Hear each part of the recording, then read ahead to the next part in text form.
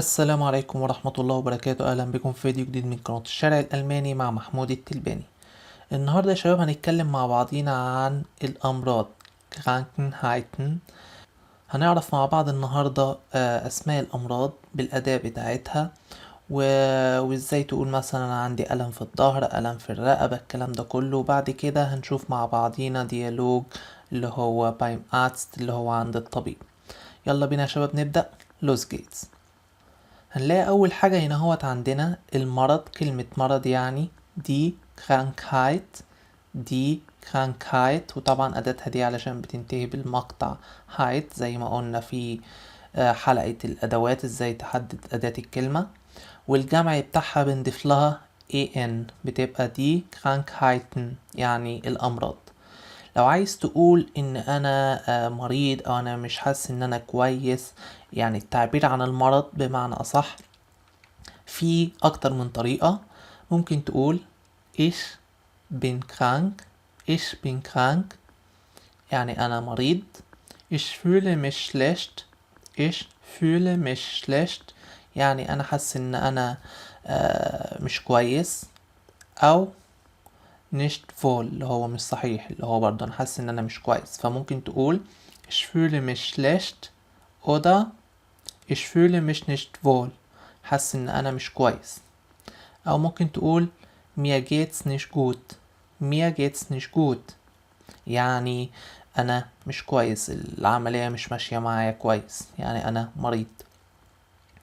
تمام، ديت لو عايز تعبر على المرض. طيب دلوقتي بقى هنشوف مع بعضينا أهم أو أشهر الأمراض. عندنا نزلة البرد أو اللي هو برد يعني Erkältung، وأداتها دي طبعا لأن هي بتنتهي بمقطع أونج، فهتبقى Erkältung يعني نزلة البرد. وده هوستن، ده هوستن يعني الكحة، والفيرب بتاعها يعني هوستن. وناخد بالنا ان ديت هنا هو حالة شاذة، ان احنا عارفين ان انت لو عايز تجيب الاسم من الفعل بيبقى هو بتعمل ديت بس أول حرف groß وبتبقى الأداة das، ولكن هنا هو الأداة der، فالفعل اللي هو يكح يعني hosten. تمام. وعندنا هنا هو Durchfall. Durchfall der Durchfall يعني إسهال، وجاية من fall يعني جاية من كلمة سقوط، فهي جاية على بعضها كده هو بمعنى ايه اللي هو الإسهال. وكلمة حمى، حد عنده حمى يعني فيبر. فيبر وأداتها das فيبر. وإنفلونزا يعني غريب. غريب دي غريب وأداتها دي. جميل. طيب عندنا كلمة ألم أو وجع عموما يعني شميرز. شميرز وأداته der، ألم أو وجع، والجمع بتاعها بنضيف لها en، فهتبقى دي شميرزن. جميل، في البلوغال يعني آلام أو أوجاع. فعندنا هنا هو كلمة صداع سهلة جدا.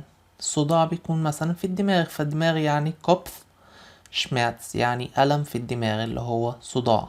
وطبعا الأداة دي لأن احنا قلنا قبل كده إن الأداة لو كلمة بتتكون من مقطعين من كلمتين زي كوبف وشميرز بناخد أداة الكلمة التانية، واحنا عرفنا إن شميرز أداتها der. فder Kopfschmerz يعني صداع. der Rückenschmerz يعني ألم الظهر.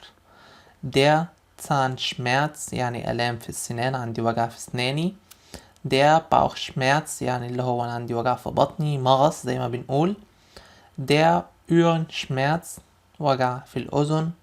der Halsschmerz. der Halsschmerz يعني ألم في الحلق أو الزور. der Nackenschmerz يعني ألم في الرقبة. والجمع هيبقى نفس الموضوع ولكن الأداة هتبقى دي وهنضيف en زي ما هنقول دي Rückenschmerzen. جميل، يعني آلام الظهر. تمام. فأي حاجة عايز تضيف لها مقطع شماتس هتبقى أداتها دي. والطبيعي بقى عايز تقول صداع، عايز تقول عندي وجع في ظهري، وجع في اسناني، وجع في بطني أو في معدتي، ونفس الموضوع هتقوم دايس مقطع Schmerz وتقوم قايل ich hab Kopfschmerz. ich hab Kopfschmerz يعني أنا عندي صداع. تمام. طيب خلونا بقى دلوقتي نروح كده هوت نشوف ديالوج سريع نتعلم فيه يعني ايه كلمة بقى علاج، يعني ايه يتناول العلاج او اللي هو ياخد العلاج زي ما بنقول بالمصري، الكلام ده كله، ايه الفيرب اللي بيجي ويعني ايه يفحص، كل دوت هنتعلمه مع بعضينا دلوقتي. هنشوف هنا هوت مع بعضينا ده ديالوج beim Arzt يعني عند الطبيب. عندنا هنا هوت المريض هيقول guten Tag guten Tag يعني يومك جميل. الدكتور هيقول guten Tag nehmen Sie bitte Platz يعني اتفضل اقعد، خد كرسي يعني nehmen Sie bitte Platz يعني خد مكان اللي هو اقعد. فالمريض هيقول danke danke شكرا. بعد كده الدكتور هيقول was fühlt Ihnen was fühlt Ihnen يعني انت حاسس بايه اللي بيوجعك. فالمريض هيقول ich fühle mich schlecht يعني انا حاسس ان انا مش كويس. ich hab Husten und Schnupfen ich hab Husten und Schnupfen يعني انا عندي كحة وزكام او رشح. فشنوبفن يعني زكام. فالدكتور هيقول له was noch في حاجة تاني.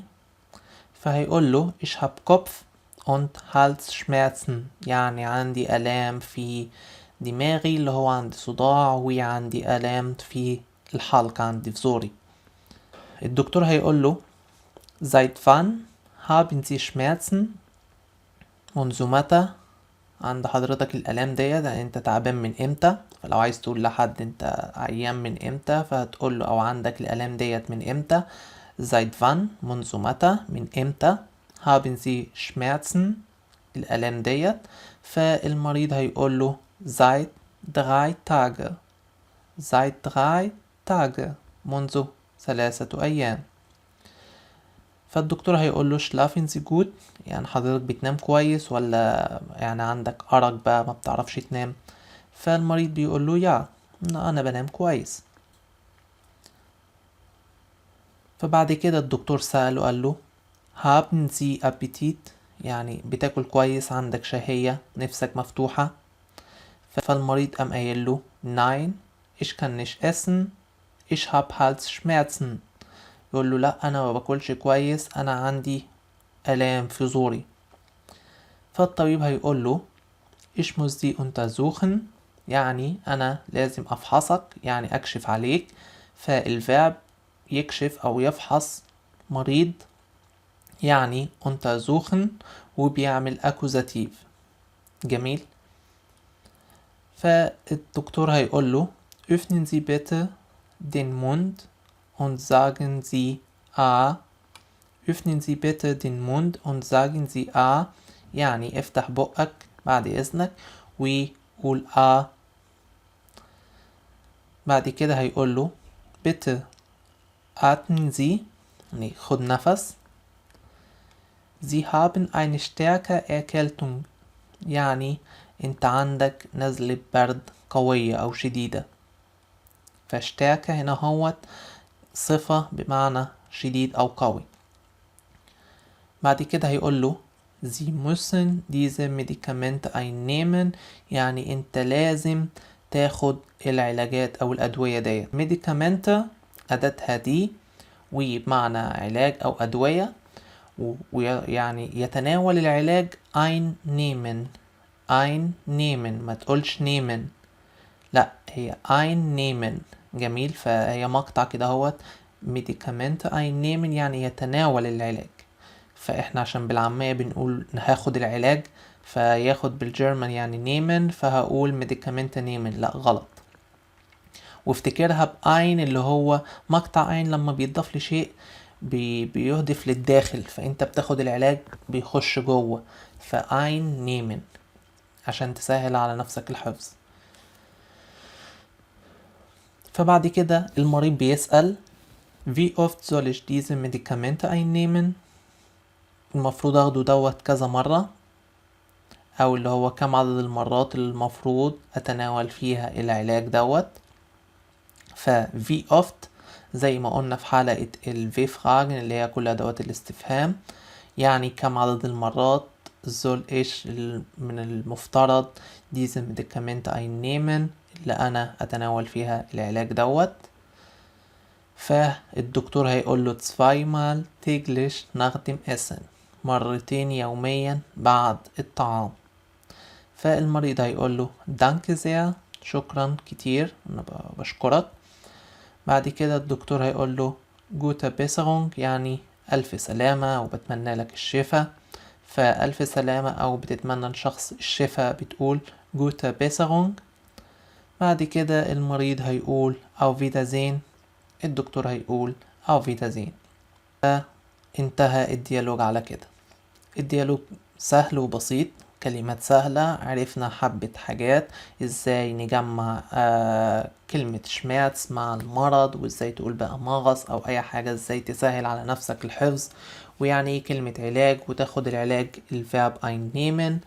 فده كان موضوع حلقتنا النهاردة من الدروس المهمة جدا. لو انت يعني بعد الشر طبعا عليكم جميعا ان حد يضطر ان هو يروح للدكتور، ولكن لو حد اضطر ان هو يروح للدكتور لازم تعرف الحاجات دي كلها، يعني ايه يفحص مريض، يعني ايه ياخد علاج، يعني ايه انا عندي نزلة برد، اللي هي الحاجات الاساسية ديت. فاتمنى يكون الفيديو عجبكم، ودانك fürs Zuschauen، شكرا على المشاهدة، واتمنى ان انتوا تكونوا استمتعتم واتعلمتم حاجة جديدة. Wenn dir das Video gefallen hat und etwas davon gelernt hast, bitte vergiss nicht meinen YouTube-Kanal zu abonnieren und einen Daumen hoch zu geben. لو عجبكم فيديو النهاردة متنسوش تدعمونا بلايك وشير وسبسكرايب، دعمكم بيفرق كتير يا شباب.